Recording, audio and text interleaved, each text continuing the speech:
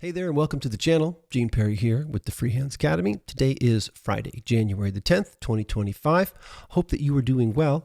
I've been a little bit under the weather, so this week, in lieu of taking apart an instrument or intonating an instrument or putting some new strings on an instrument, that's going to wait till next week. This week, we're going to talk about rails, specifically Chapman Stick frets. Chapman Stick frets for instruments that are wood instruments of a 36-inch scale. Over the past 20 or so years, Emmett's been using rails on Chapman sticks.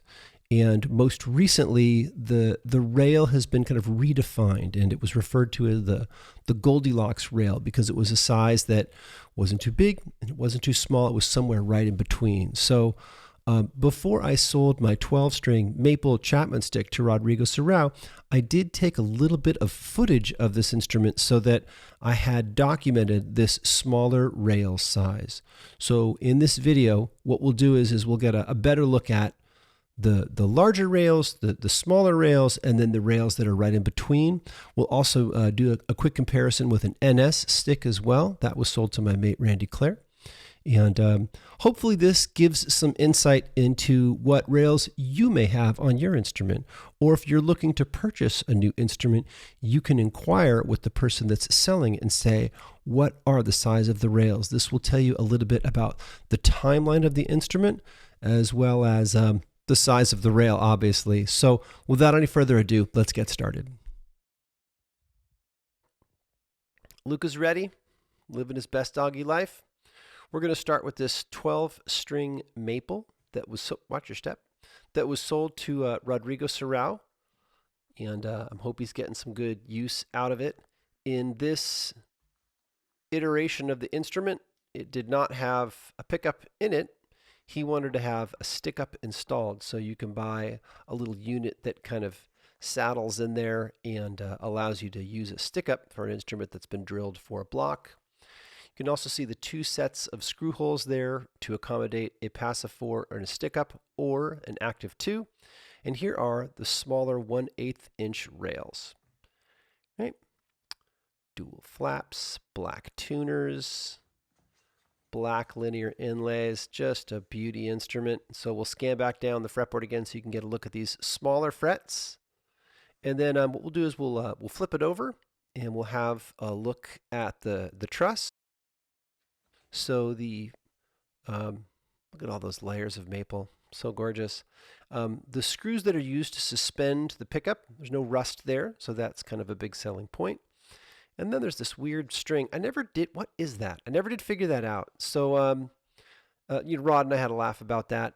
So here you can see the divided truss rod with 4-way push-pull operation. This was put into production, I guess, around June of 2009.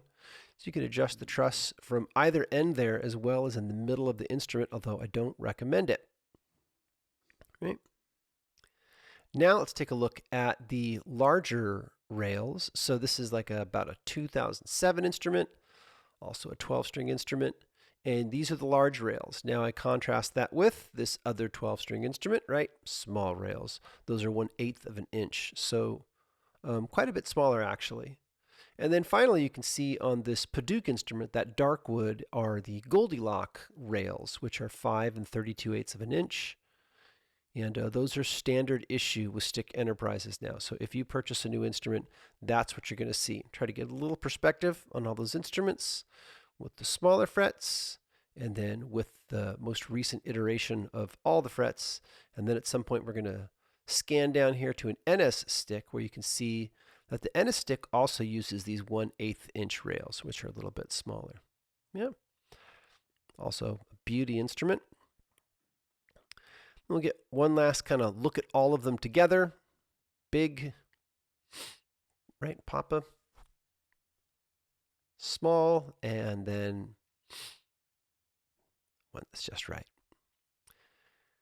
Here we've got both the pickups, and I'm just using this image here to quickly illustrate that there are different screws drilled into your instrument to accommodate either the passive 4 that are the same as for the stick-up or the active 2. Yes, you can see the active 2 a little bit closer to the center there. That's the only difference.